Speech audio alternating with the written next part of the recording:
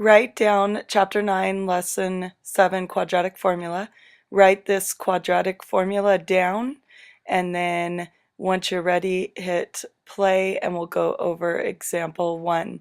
Tomorrow I'll explain to you the story and the song in class.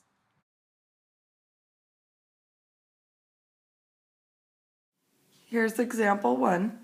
X squared plus 6 equals 5x, and they asked us to solve. Remember, if you were graphing this, you'd be looking for the two places that this equation would cross the x-axis. But all we have to do is find those two places because it only asks us to solve. We don't have to graph the whole entire parabola. So you're going to go ahead and put this in standard form first, which means you need to move 5x over to both sides. Hopefully most of you see that's a negative 5x. So you end up with x squared minus 5x plus 6 equals 0. Now it's in standard form. A is 1, B is negative 5, C is 6. So A equals 1, B equals negative 5, C equals 6. And now you're going to take that and you're just going to plug it into that formula. There's a really fast way to do this that I actually prefer because it helps you catch mistakes a little easier, it makes your equations look a little bit easier, and it helps you when you have no solutions. So what I typically do is I go plug it all in to just my discriminant first, just this part right here.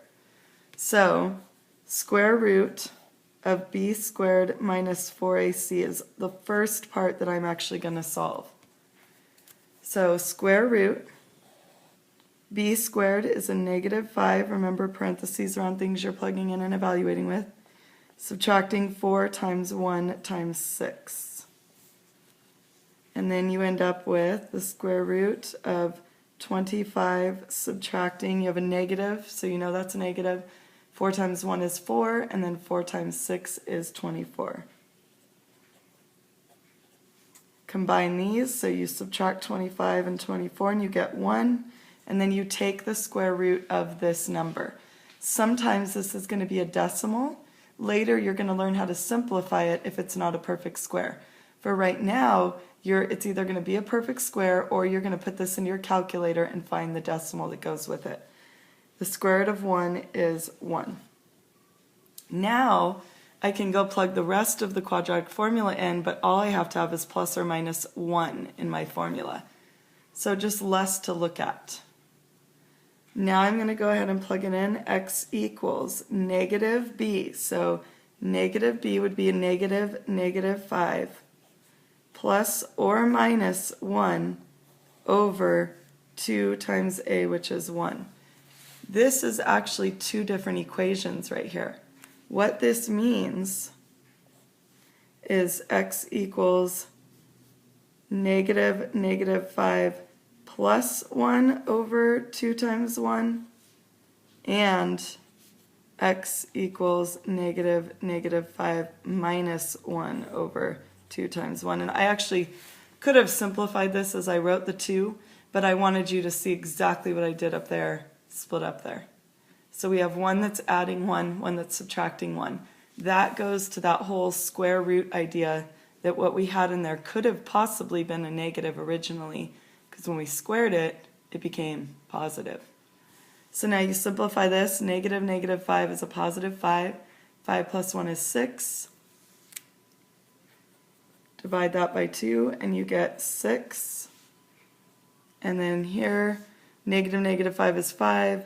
It's 5 minus 1 divided by 2. That's 4 divided by 2, which is 2. So underneath that, I ran out of room, so I'm not going to do it, but underneath that I want you to write the x-intercepts, or the roots, or the zeros are 6 and 2.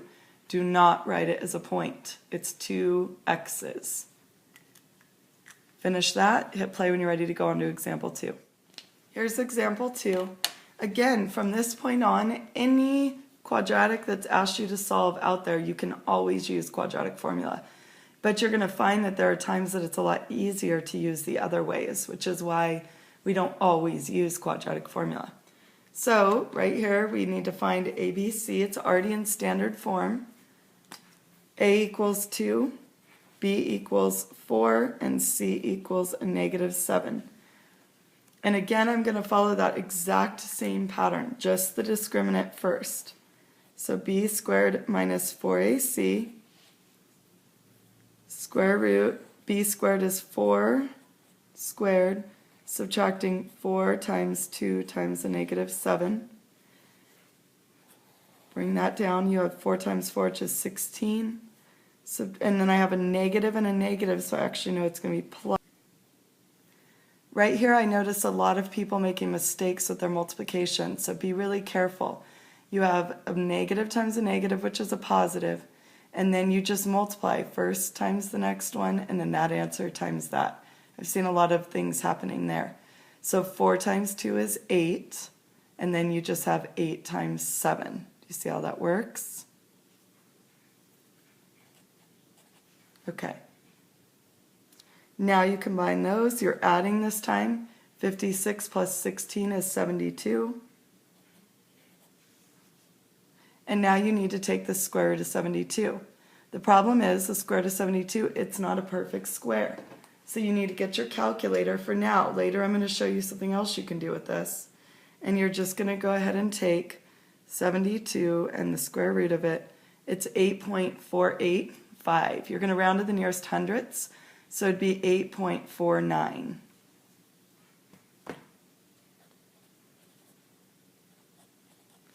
Now you have your discriminant. It's a positive answer, which means you're going to have 2 solutions when you plug that in. When you get 0 here, you're going to end up with 1 solution because you're going to be adding 0 and subtracting 0, which doesn't change anything. And then if you get a negative solution there, you're just going to stop immediately because you know you have no real number solutions of that negative square root. So that's why it's nice to do this first. Okay, now I'm going to go plug it into the rest of the equation. X equals negative b, so negative 4, plus or minus this, 8.49, over 2 times a, which is 2. Now I'm going to rewrite it as my 2 different solutions.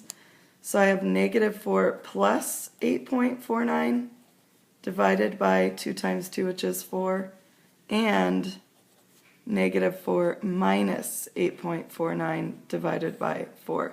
And I always split these up because it's really easy to make silly calculation errors, so be really careful.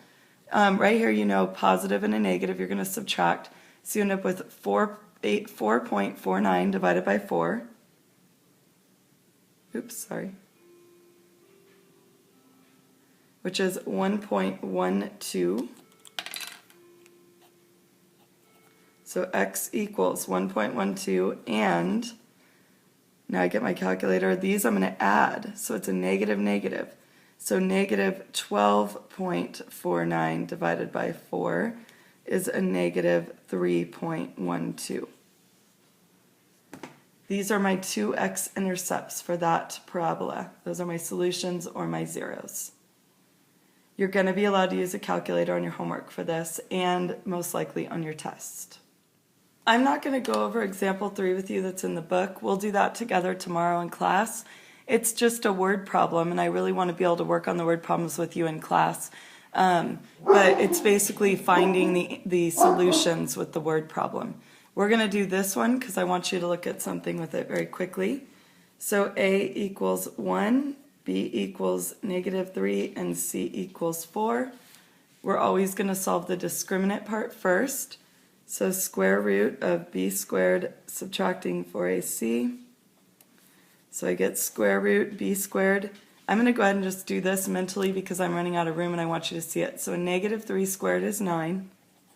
Subtracting 4 times 1 times a negative, times 4. There you go. So we end up with the square root of 9 subtracting 16. And if you notice there, hopefully you all noticed, you have a negative answer. Negative 7. Right there, you're done. When you have that negative under there, first thing you want to do is go check, did I accidentally make a mistake here? Did I forget to plug in a negative?